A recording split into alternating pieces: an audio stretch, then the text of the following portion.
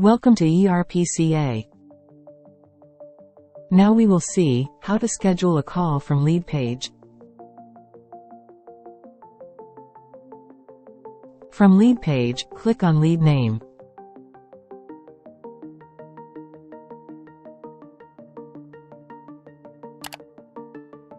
On lead detail, scroll down page.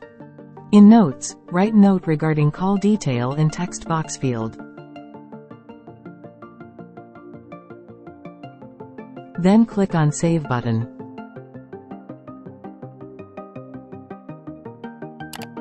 Note added successfully. Again, scroll down the page and click on New Call button. Create Call pop-up will appear. Fill the call detail properly.